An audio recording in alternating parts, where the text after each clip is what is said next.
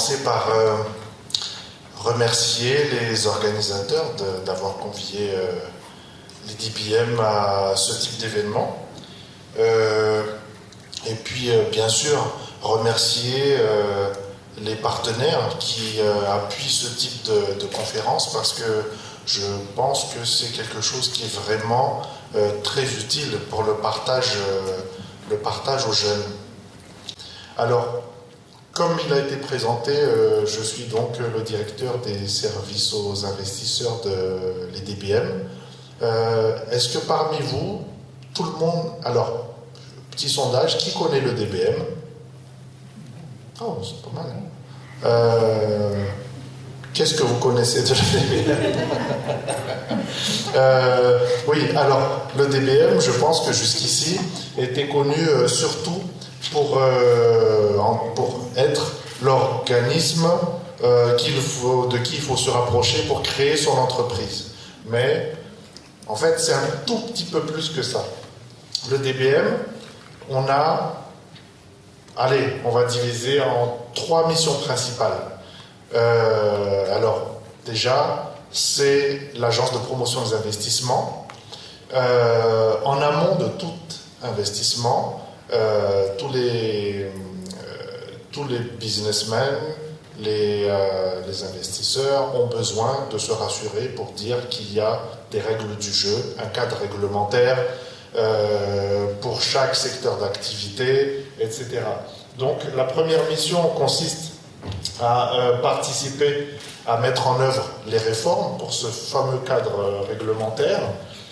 Ensuite, participer à l'harmonisation du cadre juridique relatif aux investissements. Tout ça, c'est dans le réglementaire. Et renforcer le cadre de concertation publique-privée. Tout simplement, qu'est-ce que ça veut dire? C'est que lorsque vous, entrepreneurs, investisseurs, avez décidé d'investir, à un moment donné, vous avez des problèmes de l'ordre de la législation en vigueur dans un point quelconque, eh bien, si vous rejoignez un des groupements du secteur privé, vous pouvez peser tous d'un même poids pour plaider auprès des institutions publiques et faire valoir en fait vos problématiques pour qu'ils soient prises en compte et amorcer de nouvelles réformes. Voilà, ça c'était pour la parenthèse amélioration du climat des affaires. Ensuite, il y a la promotion des investissements. La promotion des investissements, c'est très simple, hein, c'est tout simplement identifier à Madagascar quelles sont toutes les opportunités dans lesquelles vous pouvez créer des entreprises, vous pouvez investir, et derrière, lorsqu'on a identifié les opportunités de projet, c'est d'aller opportunités de projet ou les secteurs à fort potentiel, eh bien, il s'agit d'aller les valoriser auprès des investisseurs qui peuvent être des entreprises, des plus grandes entreprises, moins grandes entreprises, ou des bailleurs qui chercheront les entreprises qui vont prendre un peu le risque d'investir. Donc, dans la promotion des investissements, il y a ces différents points: améliorer l'intelligence économique et l'analyse des marchés dans les secteurs porteurs. Pour ça, le DBM a créé l'an dernier ce qu'on appelle une cellule de veille économique et stratégique. C'est un peu longué comme nom, mais en fait, c'est une équipe qui est en charge de voir, par exemple, dans un secteur précis, de voir un peu dans le monde où est-ce qu'il y a des marchés potentiels, un peu plus près à Madagascar, mais dans les régions voisines, ils vont identifier aussi quels sont les potentiels de marché, et puis la cellule va établir des fiches sectorielles ou partager des données essentielles pour aider les entrepreneurs, aider le secteur privé. Ensuite, promouvoir les secteurs porteurs, tourisme agribusiness, industrie textile, les nouvelles technologies d'information et de communication, l'énergie. Alors ça, ce sont des secteurs dont le DBM a un mandat à faire la promotion. Il va de soi, j'arriverai dessus très rapidement tout à l'heure.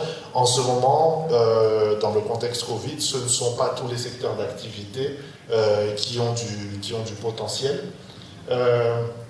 Promouvoir l'entrepreneuriat, ça, on est dans le vif du sujet. D'ailleurs, mon ami Maya, qui assure aujourd'hui la maîtrise de cérémonie, a failli tomber dans les pommes quand je lui ai partagé ma présentation, mais vous inquiétez pas, ça ira assez vite après. Là, je prends un peu plus de temps ici pour vous contextualiser les missions de l'EDBM. Ensuite, accompagner les investisseurs dans leur démarche pour fournir des services dédiés. Tout simplement, il y a une équipe qui travaille, à l'EDBM qui est constituée de ce qu'on appelle les managers sectoriels. Et ces managers sectoriels ont pour mission d'accompagner les entreprises qui le demandent à partir du moment où l'entreprise est établie. Il faut les accompagner pour qu'elles puissent se développer et arriver au stade d'expansion. Voilà. Alors, la facilitation maintenant, c'est tout simplement entre la préparation de l'investissement et la formalisation de l'investissement et derrière l'accompagnement dont je venais de parler tout à l'heure, il y a toute une suite de services que je vous propose alors je ne sais pas si ça va être assez clair, hein, c'est un peu flou, le slide est un peu flou projeté à l'écran, je m'en excuse. En fait, il y a un certain nombre d'étapes qu'il faut valider, dont nous proposons les services. Alors, je vais faire assez vite, hein, je préfère vous le lire.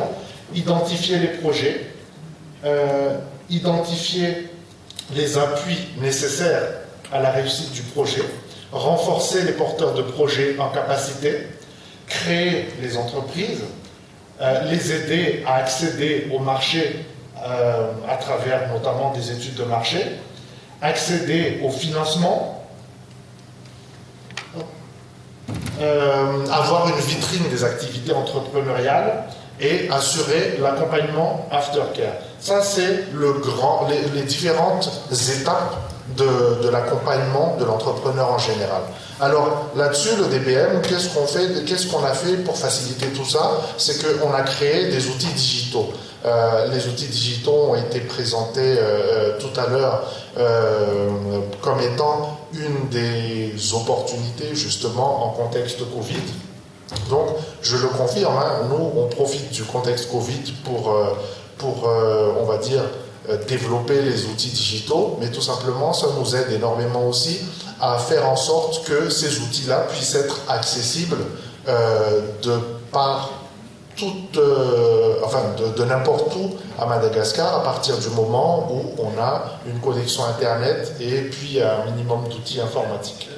Alors, je vais faire un petit retour pour dire les 3 bulles que vous voyez en bas, c'est tout simplement pour vous dire que sur l'ensemble des étapes du process d'accompagnement, on a développé, alors c'est là que j'espère avoir 5 minutes tout à l'heure pour vous en parler un peu plus, Itouli, qui est une plateforme qui vient d'être lancée la semaine dernière et qui est en fait la plateforme boîte à outils pour tous les jeunes entrepreneurs. C'est une boîte à outils qui n'appartient ni à l'EDBM ni à des ministères. On se contente juste de le développer, de l'entretenir, mais je reviendrai tout à l'heure, c'est vraiment quelque chose que j'aimerais vous partager plus en profondeur. Ensuite, nous avons l'outil Ournas, la bulle du centre. Ournas, c'est tout simplement une interface en train d'être développée afin de pouvoir créer les entreprises en ligne. Donc jusqu'ici, lorsque vous voulez créer une entreprise, alors soit vous allez en fonction de la forme juridique, que ce soit entreprise individuelle ou plutôt société, vous allez soit au centre fiscal, soit à l'EDBM. On vous demande un certain nombre une bonne liasse de papiers que vous devez ramener en plusieurs exemplaires, etc. Et désormais, c'est pas encore le cas, normalement c'est prévu pour le 2e semestre, vous aurez la plateforme Ournas où vous aurez la liste de tous les documents. Vous pourrez, alors dans un premier temps, imprimer quand même les papiers, devoir les scanner et pouvoir ainsi créer l'entreprise à distance. Après, ce sera directement un remplissage en ligne. Et puis la dernière plateforme, c'est tout simplement le site web d'EBM qu'on a revu de A à Z, de manière à ce qu'il puisse vous aider, tout le monde, à trouver les opportunités de marché plus facilement. Voilà en ce qui concerne la partie un peu difficile à lire. Maintenant, j'en viens au cœur du sujet, puisque c'était un peu ça la thématique. Alors, nous avons dégagé un peu les grandes tendances face à la crise Covid-19. Alors, il y a la plupart des secteurs sont touchés là-dessus à partir du moment où vous êtes un peu sensibilisé à l'économie, vous le savez. Donc, tout le monde ici sait que c'est vraiment pas une affaire... c'est vraiment pas une petite affaire que cette pandémie. Donc 90% des entreprises ont eu une baisse de production, 30% d'entre elles ont dû soit fermer temporairement, soit définitivement. Et il y a au moins 100 000 emplois menacés par la crise à Madagascar. Le secteur le plus sinistré, c'est le tourisme, parce que, bon ben voilà, hein, avec plus de vols touristiques assurés, c'est 90% de baisse d'activité, c'est 90% des salariés en chômage technique, etc. Donc c'est pour ça que j'ai mis un peu cette partie en rouge, et puis j'ai mis en évidence un peu plus en vert à droite les deux secteurs principaux que nous avons identifiés comme étant les secteurs à réel potentiel pour le moment à Madagascar. Alors celui des TIC, qui connaît un vrai regain d'activité avec plus de 2000 personnes embauchées dans les 5 plus grands pôles sanitaires du pays. Ça, c'est juste un exemple. Et puis, l'agribusiness, sur lequel je vais dérouler pas mal tout à l'heure, parce que l'agribusiness, on va dire, non seulement on n'a pas besoin forcément d'avoir accès à des marchés internationaux, le marché national existe, mais même à l'international, il y a une demande à la fois pour certaines filières, et notamment la filière huile essentielle. Alors, oui, j'avais mis un peu ça. Alors, en agribusiness, j'aimerais quand même vous partager, parce que certains le savent moins. Nous avons quand même un palmarès à Madagascar dont nous pouvons être fiers. Donc ça, il ne faut pas hésiter. À en parler. Hein. Alors, exportateur mondial de vanille, numéro 1, ça, on sait qu'on est performant depuis un bout de temps là-dessus. Le girofle, c'est pareil. Le caviar, c'est une nouveauté, mais c'est vrai que depuis 3 ans maintenant, il y a des investisseurs qui ont décidé, pendant 10 ans, de mener un process d'investissement. C'est quelque chose de complètement audacieux, et maintenant c'est vraiment on va dire une fierté pour Madagascar de produire du caviar en Afrique. Les litchis, ça beaucoup connaissent aussi, donc c'est numéro 1, et deuxième exportateur mondial d'ylang-ylang. Voilà. Donc les différentes filières sur lesquelles on peut se démarquer, on va dire internationalement, ce sont les huiles essentielles, les épices, les aliments de base. Donc essentiellement, ça va être grains secs et certaines céréales. Et puis là où on a énormément de valeur ajoutée, c'est l'agriculture biologique. Ce sont des produits bio. Alors je fais un petit focus là-dessus. Pour l'agriculture biologique, qu'est-ce qu'il en est? C'est tout simplement 318 opérateurs certifiés AB, donc agriculture biologique, qui regroupent plus de 40 000 producteurs, 66 000 hectares de surface. On a cet avantage-là. Donc, en parallèle, par exemple, avec les grands pays comme le Brésil, mais qui ont pas mal souillé le sol avec des pesticides et des produits chimiques. Nous, à date, on a 66 000 hectares de surface bio cultivée. une production de 5800 tonnes de produits certifiés et exportés en 2020, qui représente un surplus de 6% par rapport à 2019. Et puis j'ai marqué aussi que le cacao était de plus en plus exporté en 2020. De la vanille bio qui représente 6% des exports bio de Madagascar. Alors les pays maintenant destinataires de les pays importateurs de cette agriculture bio, simplement on a la France qui est le principal importateur de produits bio, suivi des États-Unis, de la Belgique, de l'Allemagne, etc. Le marché bio représente 100 milliards de dollars de chiffre d'affaires, avec une croissance de 15% par an. Donc ça, pourquoi est-ce que je vous partage tout ça? C'est tout simplement pour sensibiliser sur le fait que si vous vous lancez aujourd'hui, alors il y en a qui l'ont fait, encore une fois, vraiment un grand bravo. Si vous vous lancez dans l'agriculture biologique aujourd'hui, le marché existe. Parce que demain, quand vous allez faire votre business plan, eh bien, ça va être le nerf de la guerre, on va dire, pour chercher les moyens, c'est de savoir d'abord est-ce qu'il y a un marché qui va correspondre. Alors, deuxième filière, les huiles essentielles. Là-dessus, Madagascar avait déjà une très bonne image, mais cette image-là a été renforcée par le Covid. Alors, le Covid a fait beaucoup de tort, beaucoup de dégâts, mais là-dessus, pour cette filière-là, c'est vrai qu'elle a plutôt servi dans la mesure où nous avons, par exemple, les Raftar et autres, qui sont assez plébiscités à l'international.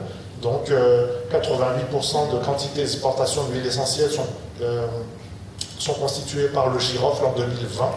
Et en 2019, c'est l'Inde qui reste le premier importateur de ces produits, suivi par la France et l'Indonésie. C'est une filière qui, à date, génère à peu près 300 000 emplois quand même.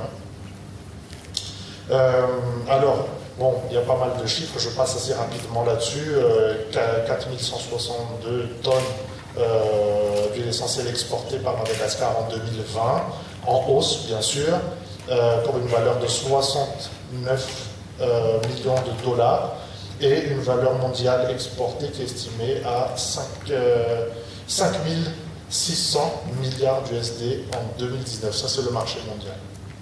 Voilà, je vais passer assez rapidement. Les marchés cibles des huiles essentielles, c'est le marché alimentaire, bien sûr, pour l'arôme, marché de la parfumerie et de la cosmétique, et le marché de l'aromathérapie. Et puis, bon, là encore, c'est la démonstration des opportunités de marché. C'est assez difficile à identifier, je pense, depuis là où vous êtes, mais pour chaque ligne, par exemple, pour les US, on a un curseur qui est tout au bout à droite, et on a un petit rond qui est tout au bout à gauche. Et en fait, c'est la marge de progression que constitue tout le trait orange. Donc le plus gros potentiel de marché à l'export pour les huiles essentielles, c'est les États-Unis, la France et l'Inde. Alors les épices maintenant, la vanille, le girofle et le poivre, ça fait déjà toute la réputation de Madagascar. Ça reste des produits à fort potentiel d'exportation pour ceux qui désirent se lancer dedans. Alors après, il y a des fiches, ça c'est notre cellule de veille économique et stratégique qui sort ce type de fiche-là, qui peut aider tous ceux qui veulent se lancer dedans et qui donne des données techniques par rapport aux différents pays acheteurs potentiels avec, vous voyez tout à droite là-bas, le potentiel d'export de Madagascar vers les États-Unis, qui est à peu près 560 millions de dollars américains. Potentiel d'exportation vers la France, 307 pratiquement millions de dollars américains. Le girofle, pareil, je vous laisse lire. Je passe assez rapidement, parce que tout ça, ces présentations, je pense, pourront vous être partagées un peu plus tard. Le poivre. Et puis, les aliments de base. Je vous parlais des céréales et des grains secs tout à l'heure. Alors, le riz, c'est vraiment on passe sur des quantités 4 200 000 tonnes en 2019. avec par contre un rendement relativement bas pour le moment. Il y a des programmes pour essayer d'améliorer les rendements. Ça aussi, on peut vous appuyer là-dessus si vraiment vous désirez vous lancer. Il faut vous rapprocher de l'EDBM. Le maïs reste une véritable opportunité. Alors là, je vous précise juste que le maïs, même sur le marché local, il n'y en a vraiment pas suffisamment. C'est-à-dire que tout ce que vous pourrez être amené à produire, bien sûr, dans les normes et les quantités qui sont demandées par les acheteurs, sont directement achetés. Hein. Là-dessus, dès que vous êtes dans les clous en termes de prix, tout peut être acheté. Ça, il faut le savoir. Le manioc reste aussi une filière très intéressante pour ceux qui désirent y investir. Alors, il y a les pays clients à l'international sont les Comores et la France, et il y a également un marché, mais beaucoup plus petit sur Madagascar. Maintenant, pour ceux qui, juste pour vous partager, alors pour le moment, c'est peut-être pas au niveau entrepreneurial que ça se passe, mais le gouvernement est en train de mettre en place alors nous sommes actuellement pour le moment en phase d'études de préfaisabilité, mais des systèmes de zones dans le sud, alors du côté de Tuléar, l'un, du côté de Fort-Dauphin, l'autre, des zones de transformation agro-industrielle. Alors les mécanismes, ça va être relativement simple à décrire, mais à mettre en œuvre, c'est un peu autre chose. Hein. C'est tout simplement lorsque on va dédier des parcelles à des productions agricoles et mettre en place des infrastructures pour les transformations. L'idée, c'est que pour les petits producteurs, en fait, on puisse mettre des centres d'agrégation, donc centraliser la collecte, pour les envoyer à la transformation, et puis derrière ça va être la chaîne de valeur pour que les produits soient industrialisés. La mise en place de ces zones-là, c'est le ministère de l'Industrie, du Commerce et l'Artisanat, a priori qui est en train de l'idée le projet pour le moment. Donc ça, c'est juste à titre de partage, on pourra toujours échanger sur ça après si vous le souhaitez. Et maintenant, je vais passer à la deuxième opportunité, le secteur des TIC. Alors, les TIC, c'est pourquoi est-ce qu'il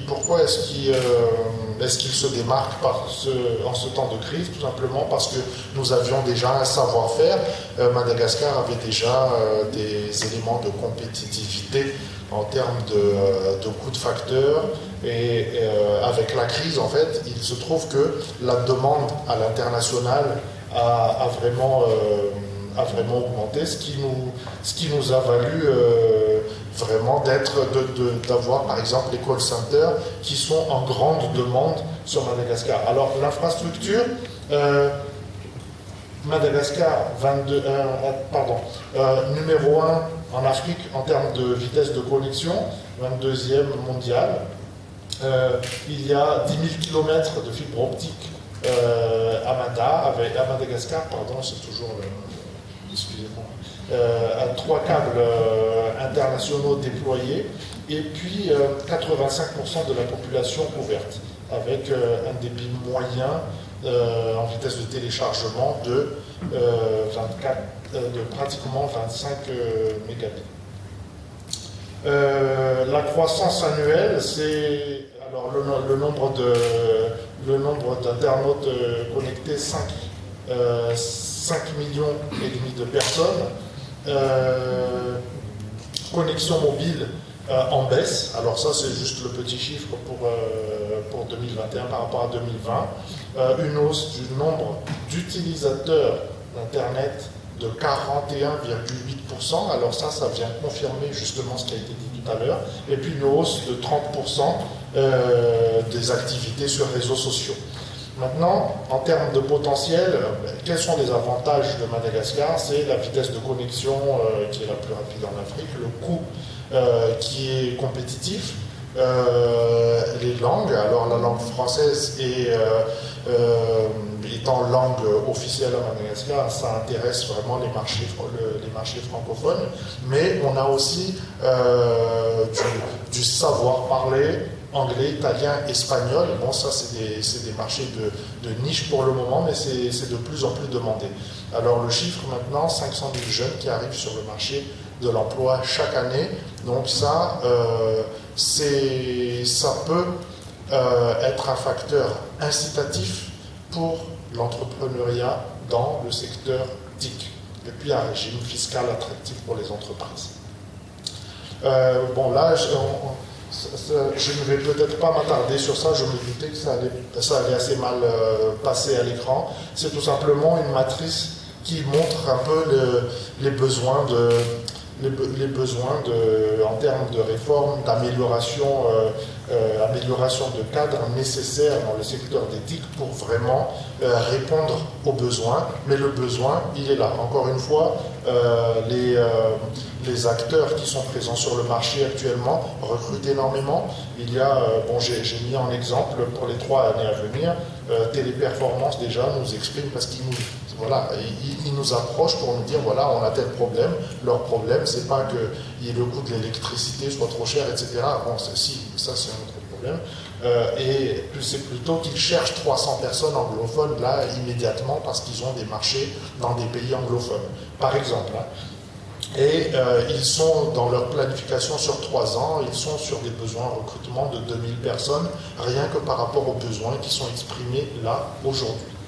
Et maintenant, là, j'ai fait une petite liste de tout ce qui peut être réfléchi en termes d'investissement dans l'éthique. Alors, ça peut être carrément des parcs technologiques pour ceux qui trouvent les moyens directement, des usines d'assemblage de composants électroniques, des unités de montage, d'assemblage d'ordinateurs, équipements de télécommunications, des structures de développement d'applications mobiles, donc ça c'est un peu plus accessible pour les startups, plus facile à financer, des structures d'intégration de solutions de haute technologie.